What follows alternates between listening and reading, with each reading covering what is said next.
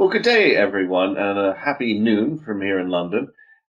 We're today having an FS Club webinar in a new and interesting way. We're going to talk about owning your place in a 21st century economy. Iona Bain is an extremely well-known writer, speaker, broadcaster, and blogger. And if you haven't heard about her, it may just be because her target market is effectively millennials. But we'll be coming on to that in a minute. Now, you know me, I'm Michael Mainelli. I'm one of the directors of Zien. And it really is a privilege to be able to introduce these webinars because our sponsors let us range widely and freely across technology, economics, and finance, and often with a social purpose.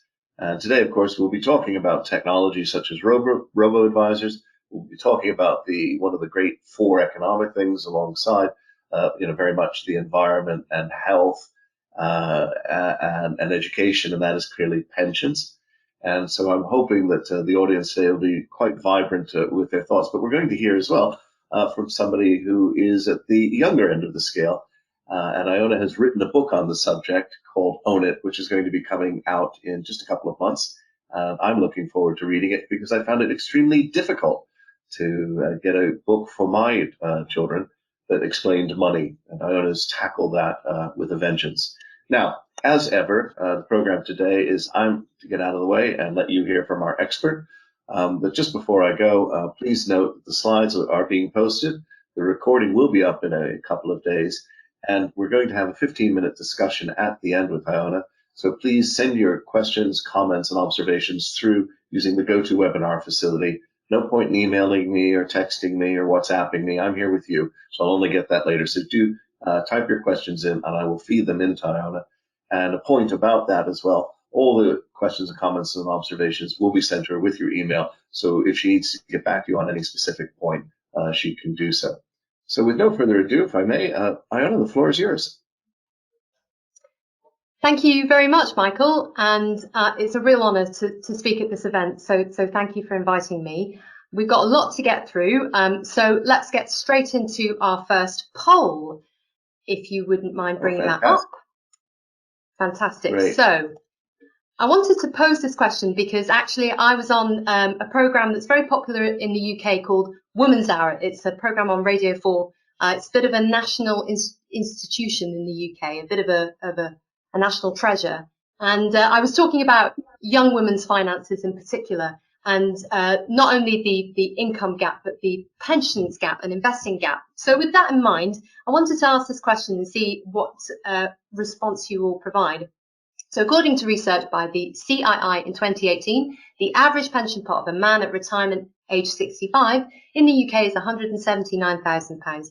How much is the average pension pot of a woman at the same age in the UK? So I'm just going to see what the results of that are. Right. And I've just launched the poll, and over half the audience have voted. As ever, FS Club members are very swift on the buttons. Just give it a couple more seconds there, and I'll close the poll. And we're well up over 80% having voted.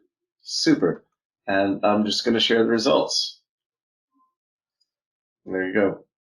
So as you can see, interesting.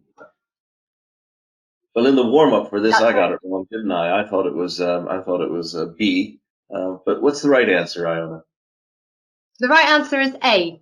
Believe it or not, £35,800, and that gap, I think, really is really surprising. People almost don't believe that the gap is that wide. And obviously, people might say, well, to some extent, that is not such a problem if women are married and supported by their husband's pension pots. But of course, it can be disastrous if you end up divorcing, and the divorced pensions gap is enormous as well.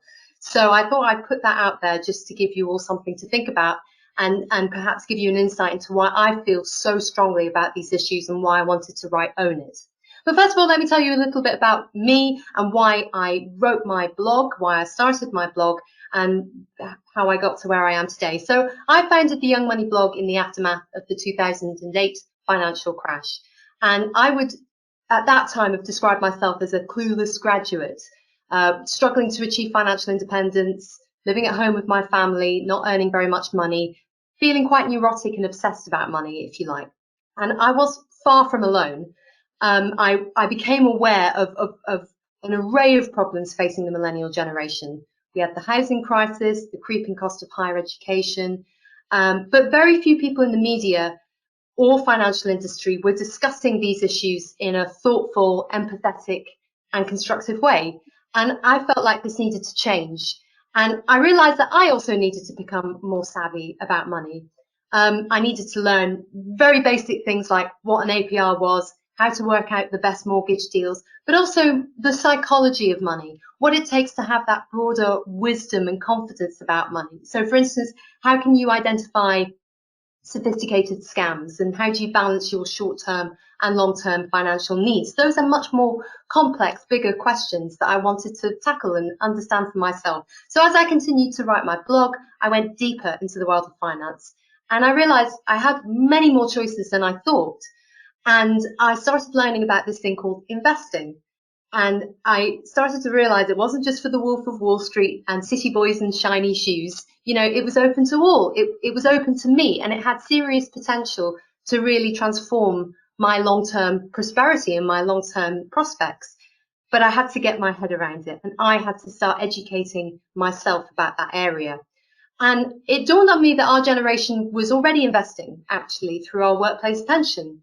And we had some very big calls to make about it, from how much money to put into it to how we could use it to make the world a better place.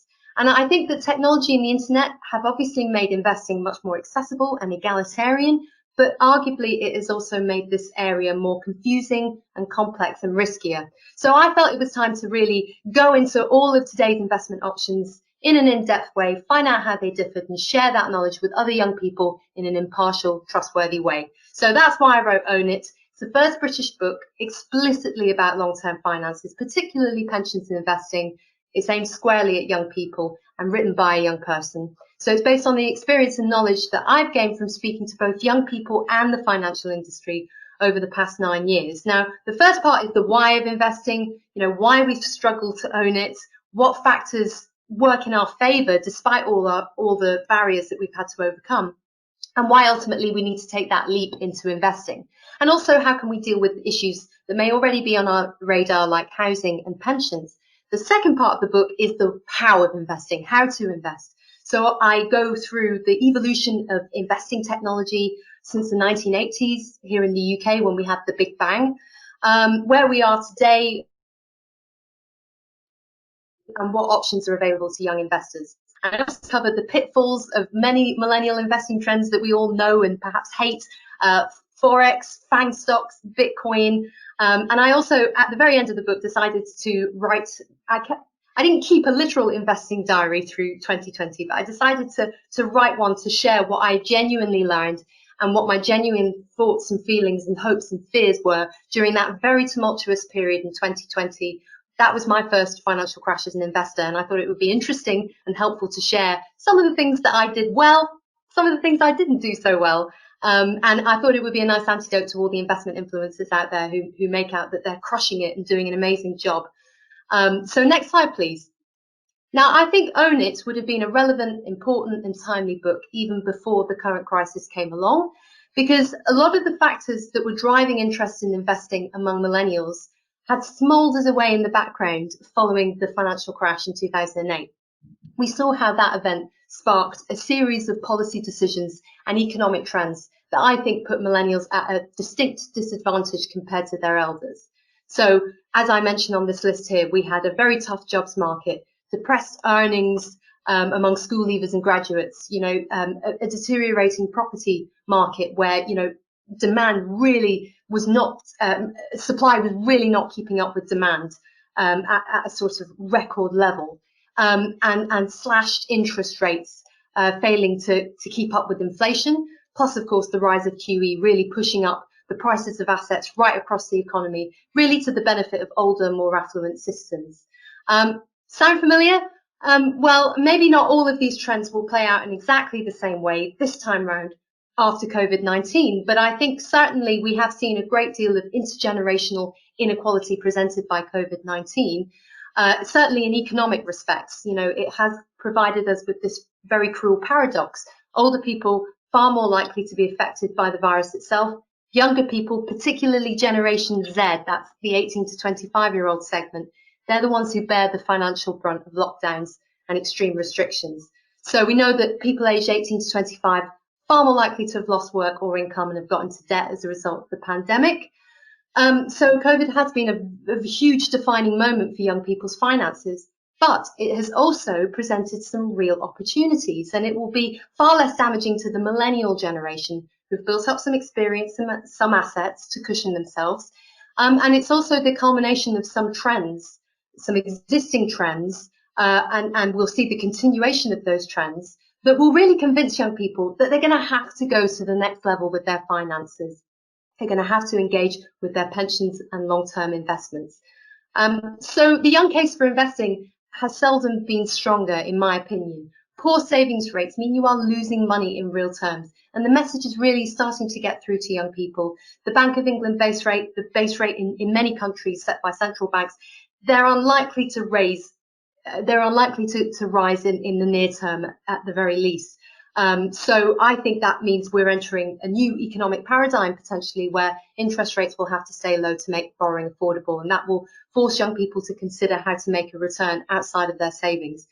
We know the stock market has traditionally provided better returns than savings. Now, we know that predicted returns in the future may not be as strong as they have been in the past, but maybe young investors will start to realize in due course that they can't just bung all their money in an S&P 500 tracker fund or ETF.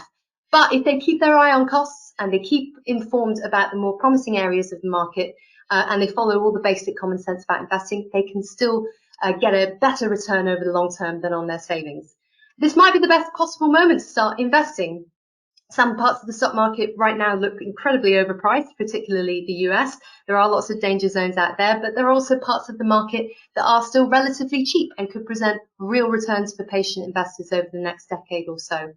And I think most importantly, your money has purpose and power in the real economy. The philosophy of Own It is that when you own shares, you have a place, you own a place in the real economy. You have rights and a voice to shape the future of a company, of a sector, and therefore you play your part in rebuilding the economy in a way that suits your values and suits how you would like the world to move forward. So I think if we want to build back better, we've got to put our money where our mouth is.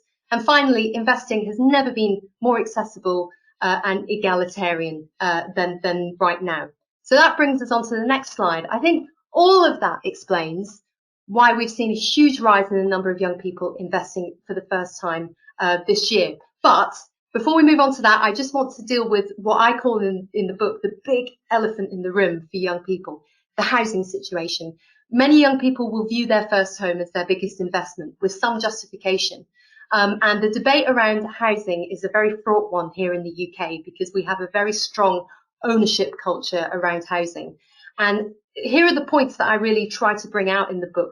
I am not a housing evangelist. I own property, and I have felt that has contributed an awful lot to my prosperity, not least because I've been able to put more money into other investments and savings that I wouldn't have otherwise been able to do if I stayed as a renter. However, you have to buy the right house in the right place at the right time for the right price. And I'm very concerned about certain schemes like the Help to Buy equity loan scheme that I feel gets young people into unnecessary levels of debt and buying new homes that are badly built.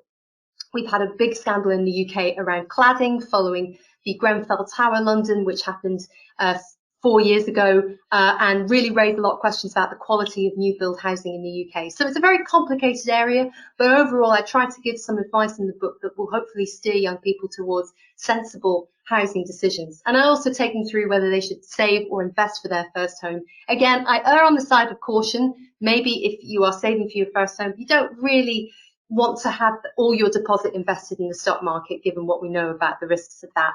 So yes, let's move on to the next slide. And this slide is one where we discuss how to woke up your pensions. Because in the book, I talk about how young people aren't aware, for the most part, that they may already be invested in the stock market through their workplace pensions. Because since 2012, we've had something called auto-enrollment, where every employee in the UK aged over 22 and earning over £10,000 is automatically enrolled into a workplace pension. It's been a real revolution in the pension space. And for the most part, it's a good thing, but there are some problems with it. Firstly, it's a very blunt tool, and the minimum contribution levels required by auto-enrollment are not going to be enough to get the retirement for people that they expect. And also, we have a big debate around whether default pensions, i.e. the pensions that most people are put into automatically, whether they are really stepping up to the plate in terms of environmental, social and governance factors. And we've heard a lot about how young people are very concerned about ESG. Personally, I think young people are maybe being a little bit, they're talking about it more than they're actually doing it at the moment, and that's the problem. So in the book, I give some very clear advice about how you can go about working up your workplace pension, if you like. So obviously researching where your pension fund is invested, clarifying what your deal breakers are, and thinking about what to do if you're self-employed. And most of all, making your voice heard so we can really drive through that systemic change. Next slide, please. So, yes, we've seen this huge rise in the number of young people investing for the first time in 2020. One major platform reported a 275% increase in ISAs, individual savings accounts, which is the kind of tax-friendly vehicle that we have in the UK for saving. A 275% increase in the number of ISAs opened by 25 to 34-year-olds. That's incredible. And the main beneficiaries of that young investing boom, besides the young people themselves, hopefully, have been trading platforms and apps. I think the more traditional part of the financial industry hasn't benefited quite as much. And the uncomfortable truth is that certainly here in the UK, we have some enormous advice gaps. It's far too expensive for most young people, even with a fairly respectable sum of money. It's too expensive for them to seek comprehensive help with their finances. And there's evidence that young people might not even be aware of the free advice that's out there. So this slide really is just to demonstrate all the advice gaps that are out there. The arrows denote whether or not the advice gaps have increased or decreased in the last year. The good news is that some of those advice gaps are shrinking, but they're still far too high. And the free advice gap is actually increased during the pandemic. So that's very worrying, I think. And countless surveys have shown how solvent professional young people with a desire to learn about investing just don't know where to go for advice or are excluded from it altogether. But the fact is that we all have to start somewhere, and young people who are beginning their investing journey deserve help as much as anyone, even if they don't have very much to start off with. But unfortunately, the advice gap and the poor awareness of suitable investing options mean young people are being abandoned to the wild west of the investing internet. Now, in the course of researching my book, I was absolutely appalled, even as a somewhat hardened financial writer, at the number of snake oil salesmen and outright fraudsters I came across on social media and search engines. It was truly shocking. Sharp practice in the world of finance, we know that's nothing new. Think of all the cold calling and mis-selling that we've had since the 80s and that we still have today that affects people of all ages. What is new is the sheer reach and influence made possible by the internet and social media. And many of these dubious investment schemes are either blatantly targeted at young people or ensnaring them as investors simply by being active on social media and search engines. And that was never possible before the internet and the smartphone. And on that previous slide, I was just showing some examples of young people who'd bravely come forward to talk about the experiences they'd had being defrauded on the investing internet. Now, one of the reasons why young people are falling foul of the investing internet is many legitimate companies and initiatives are playing into the hands of scammers by distorting young people's perception of what investing should be. In the process of making investing, you have to wonder if they're making it too easy. And this can create expectations that consistently high returns can be guaranteed when we know they can't. And so in their desire to make investing accessible, some platforms and apps paint investing as a fun game, gamifying it, encouraging behavior that feels more like gambling as opposed to informed and calculated decision making. And you can see this from the apps that are on this slide here, some of them talking about, buying brands you love, showing you what other people are buying, so they create this sense of FOMO. And I call this the Robin Hood phenomenon, which I explore in depth in the book. Now, Robin Hood, many people based in the US will be very aware of it and familiar with it. It's become very influential in the investment market. Many apps here in the UK are emulating Robinhood's model. It allows people to start trading on the stock market within minutes at very low cost.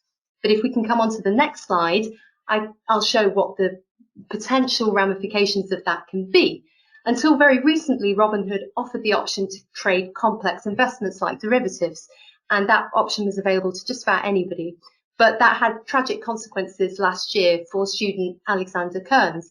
He wrote this question on his computer before taking his own life, and he was just 20 years old.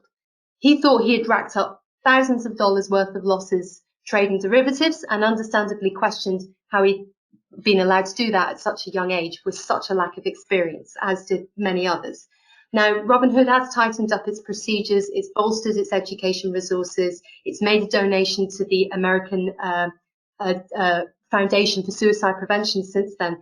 But I think what's safe to say is that since this event happened, there's become a lot more awareness about the dangers of letting young people without much experience trade complex investment options.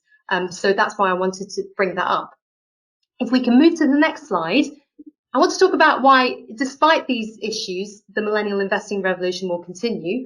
But before that, we've just got another poll that I would like everybody to give their thoughts on. What factor do you think will drive the most interest in investing among millennials over the next decade? Bitcoin, tech stocks, gold, ESG issues, or low-cost ETFs?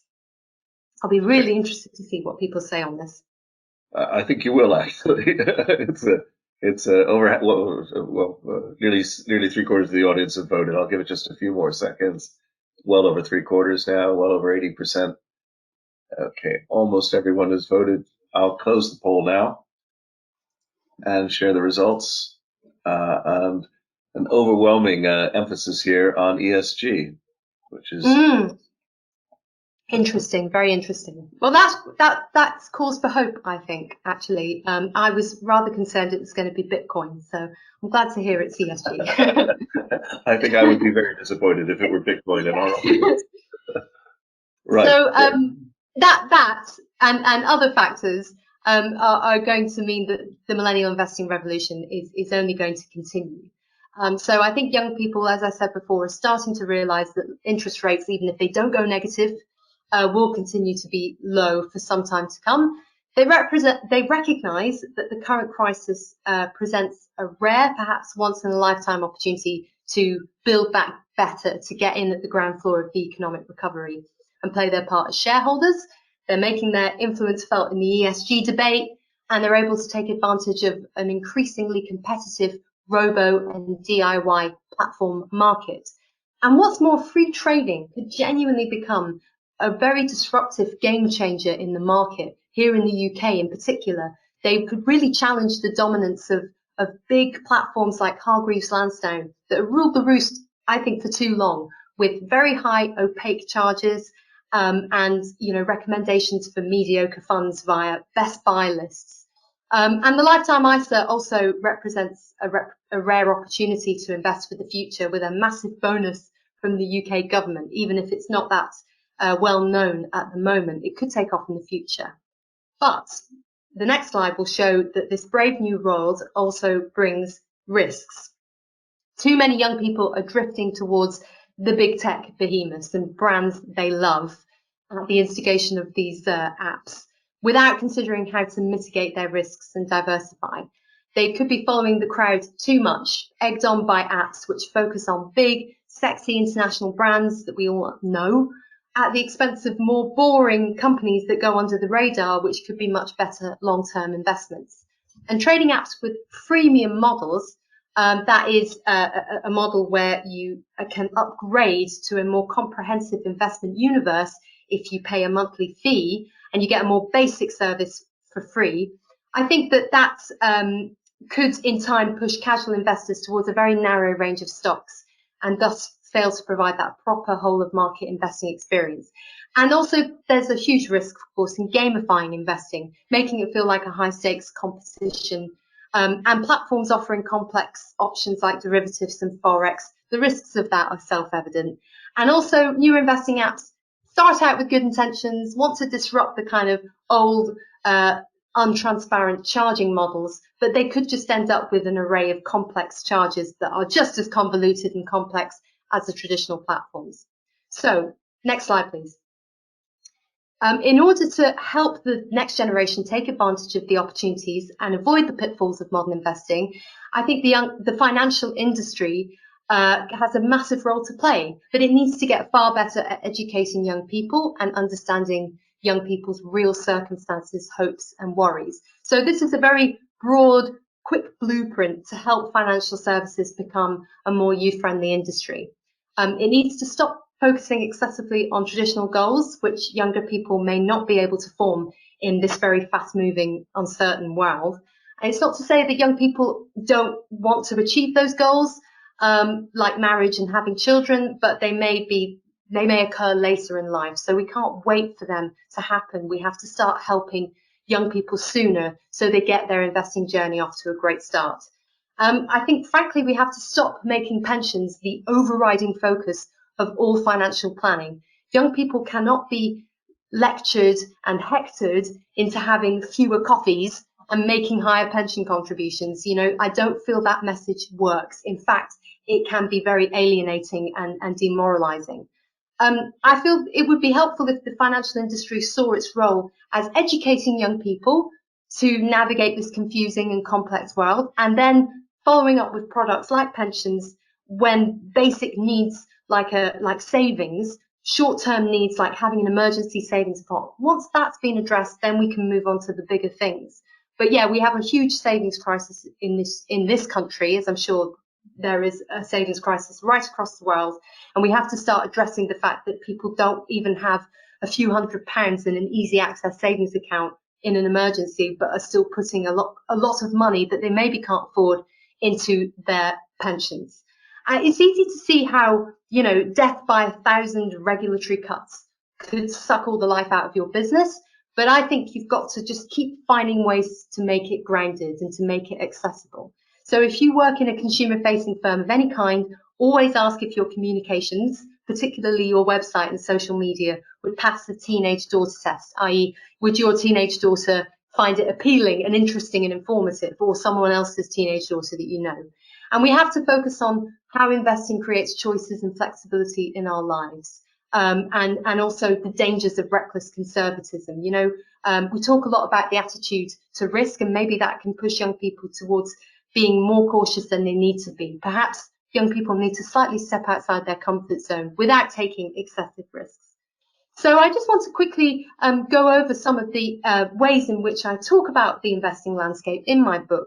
I'm not going to go into all this in detail, but you may find it helpful to take a screenshot or to take some notes, because this is, I think, a really useful route map for any young person thinking about how to start their investing journey. So these are the investing vehicles, if you like, the ISA and the pension and how they split up. And the fuel tanks are the amount that people can fuel their investing vehicles with. Then on the next slide, once you've got your investing vehicle, whatever it might be, your ISA or your pension, and it's fueled up with the money and you're going down your road, you need to decide which road you want to go down. But before we go down that road, let's have our last poll. Now, which tool or service will become the most effective at engaging millennial investors? Again, I'd be really interested to see what everybody thinks on this. Well, folks, we're there. So polls moving. As ever, swift on the buttons. We're at the halfway mark now. Just collecting responses. We're up to the 3/4 mark. Leave it up for just a few more seconds, Iona. There's quite a few questions coming through as well. Great. And I'll close the poll and present the results. And real life advisors and wealth managers. All right. Wow, that's surprising. That's surprising. Yeah, I hope that that's the case.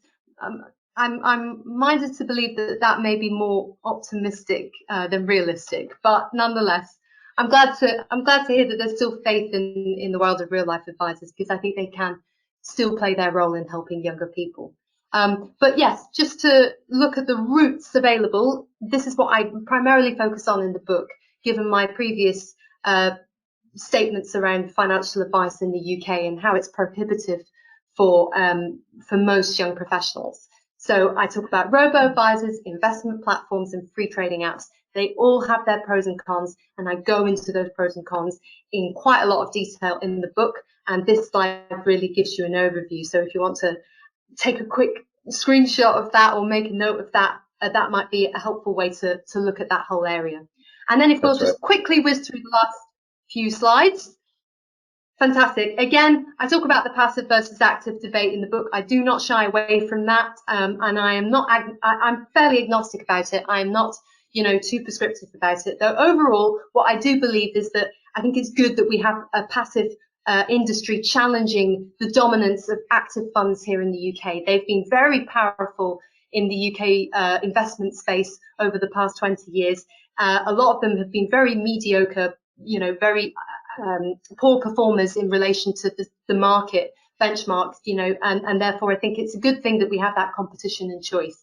And if we move on to the, I think, penultimate slide, these are really just the main risks that I urge people to be aware of, especially those schemes promising higher returns. And I really wanted to kind of educate young people about what a more realistic expectation for investment returns would be, so that, it will hopefully be better than what you can get on savings, but that if it's over 5%, it is probably too good to be true.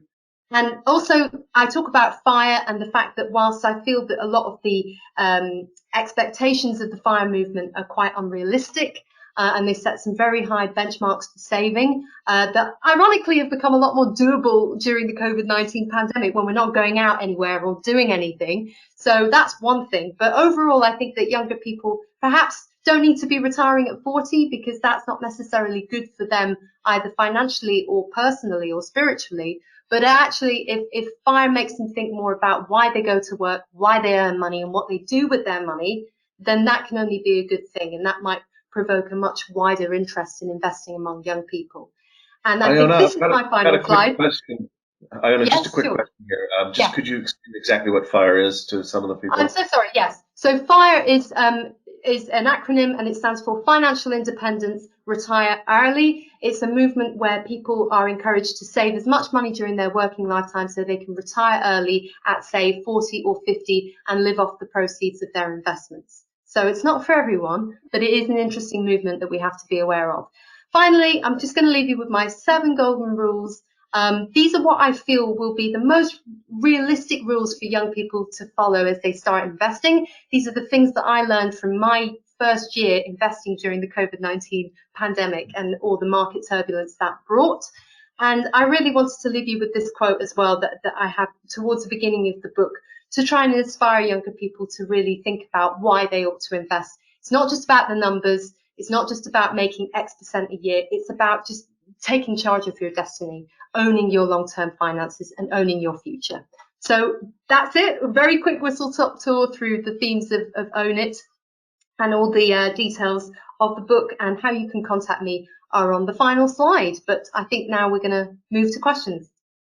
We are indeed. We've got quite a few here in limited time. But Madhu Acharya says that individuals in general are short-term investors. Do you think that's true of millennials, and can that be changed?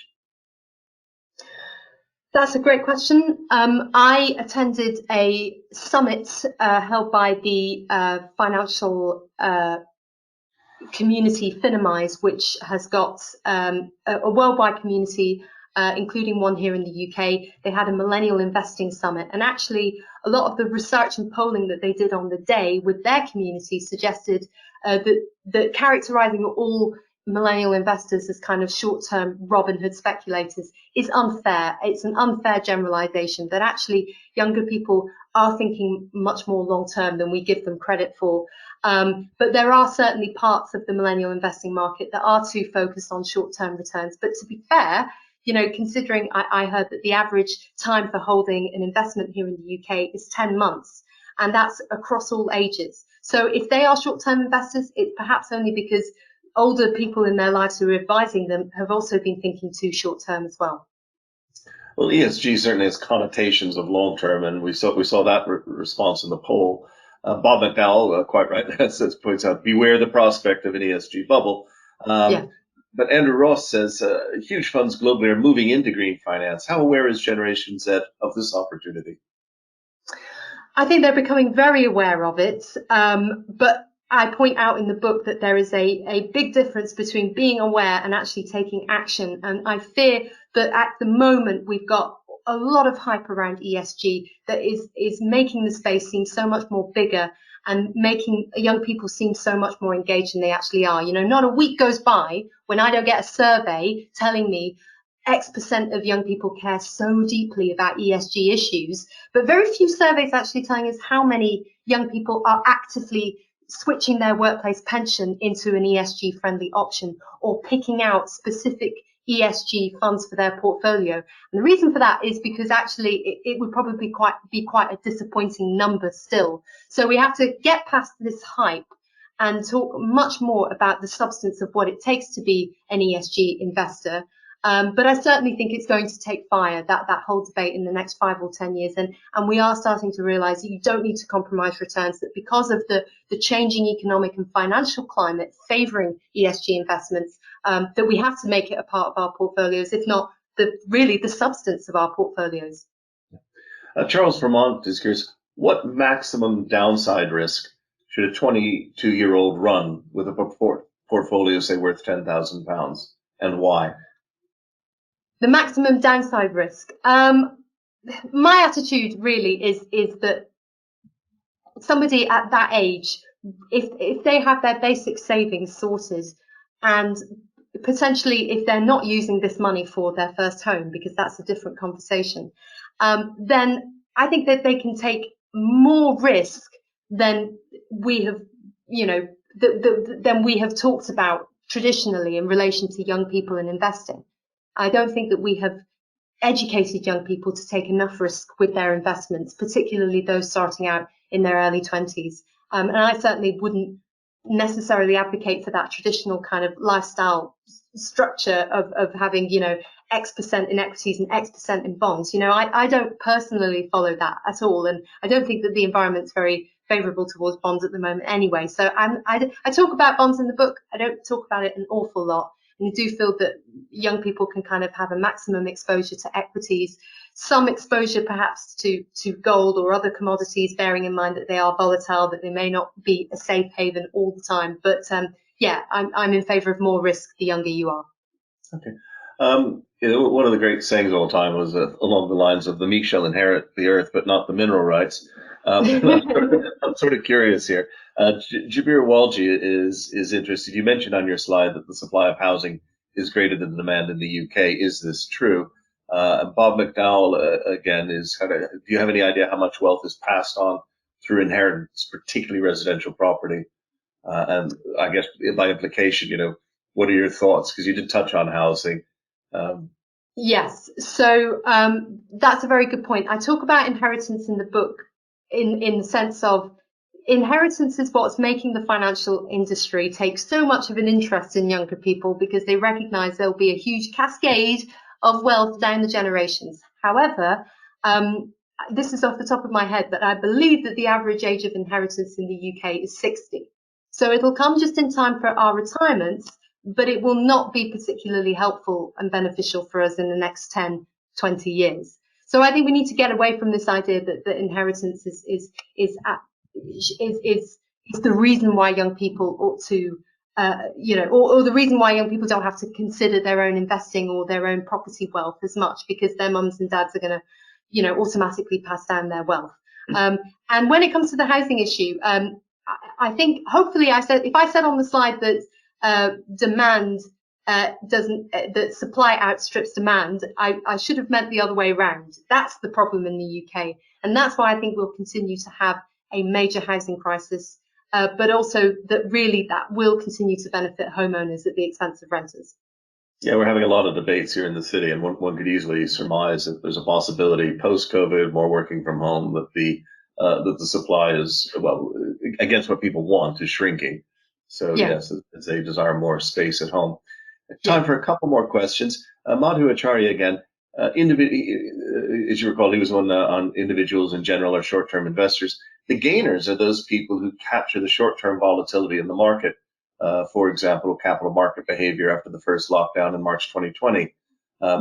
What's your advice for the young investors to make profit from short-term volatility?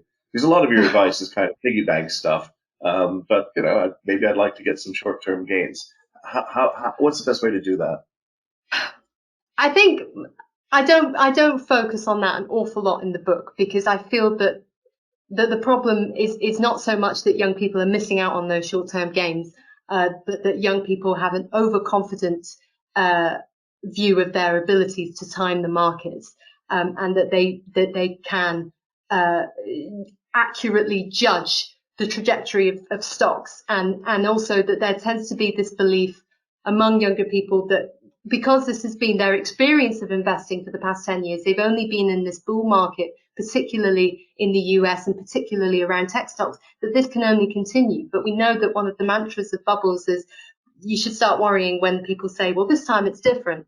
And I think that should be definitely, I think young people should definitely be aware of that in relation to that part of the market. But when it comes to the shorter term volatility, I mean, I do have investments in stocks here in the UK timed to take advantage of hopefully this market moving away from being cheap and unloved towards something that's going to hopefully move ahead, particularly as we, vaccinate our population and hopefully come out of this crisis a bit quicker than other countries. And therefore, I am timed for that. And that is a short-term play. But my whole portfolio is not based on that. I have other parts of my portfolio that I don't want to touch for the next 5 to 10 years. I'm going to sit on my hands and try to practice what I preach and not sell up, even when I'm very tempted to, and even when prices, could go up in the next 5 years in a spectacular way. I'm going to try to be a good girl and resist. Yeah, it's interesting. Got some comments here from Elizabeth Stretfield James about you seem to be advocating for more risk, that young people should be looking at this, in volatile markets and small cap stocks. And Suzanne Lee appreciates your tips, or any tips you might have for young people to get on the property ladder. Are there any magic tricks there? Yes, there's one magic trick. Bifurcation. One's about the investment, the other's back to the housing. Yes, the magic trick for getting on the housing in the UK at the moment is the lifetime ISA, because you get up to £1,000 from the government free every year. So if you don't, it's a no-brainer. You won't get an investment or interest rate of matching that anywhere else in the market. So take advantage of the lifetime ISA. Okay, great. Just people have different aptitudes, says Bob McDowell. Do you think that there should be a more detailed evaluation of the financial costs and benefits of higher education?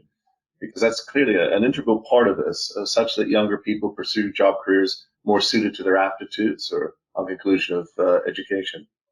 Oh, absolutely. And I think here in the UK, we are finally having a much needed, overdue debate around the benefits of further education versus higher education. Too many young people have been pushed into higher education in the belief that it is always a brilliant investment, but this country is saturated by, frankly, third-rate universities that are not providing a worthwhile quality education, with young people then going into jobs that are commensurate with the cost of that education.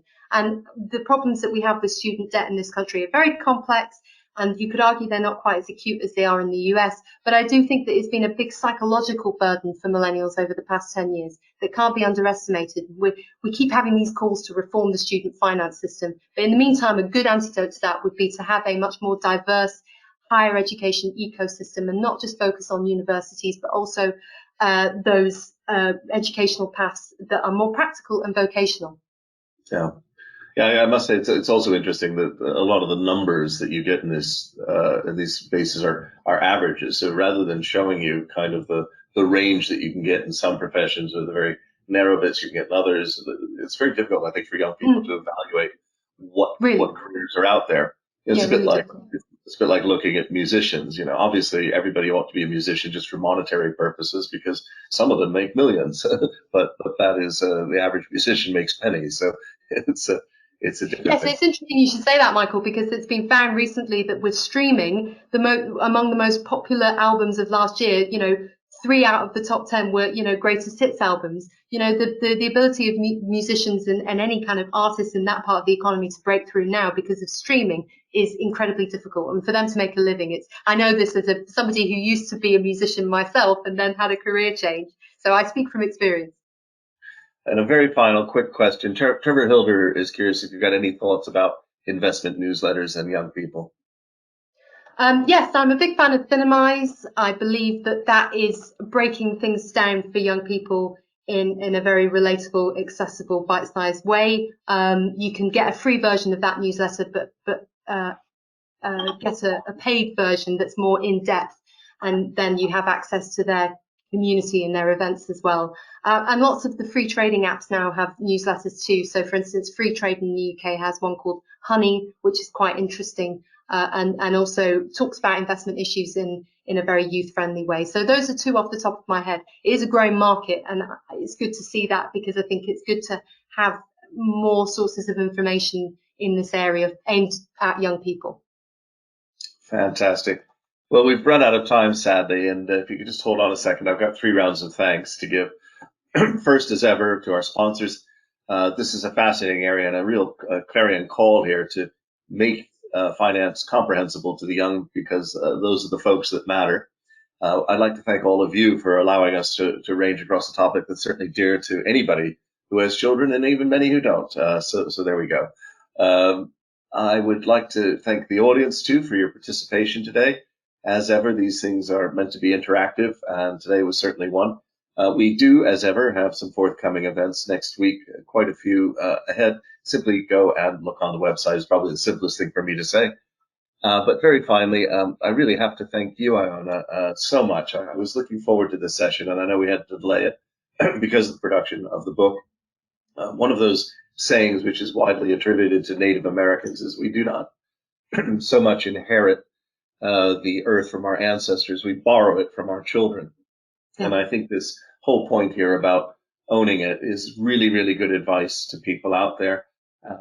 You should be going out, distributing yourself, and particularly as a young person, exploring the world and putting a little bit in all the pots there. So just before we go, can you in 15 seconds say what 2 or 3 things would you like people to do who are in that millennial group of 25 to just short of 40? What should they do tomorrow morning that's different? Ask yourself, am I living how I want to live? Are my finances reflecting my values and my priorities in life? What are my goals and dreams?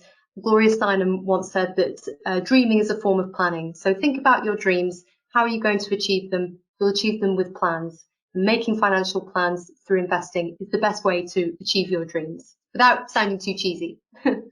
Very inspirational. And if I may, I'm unable in this age of technology at home to open up the floodgates of applause, but I do in fact have my Korean karmic clapper here, and I will substitute this for some audience applause. We wish your book every success, and I'll certainly be buying a few copies to distribute to people I know. And folks, it does make a good birthday present. It's never too early to buy. There's only 300 and some odd days till Christmas. So we'll see you all soon, and have a good weekend. Thank you. Thank you very much.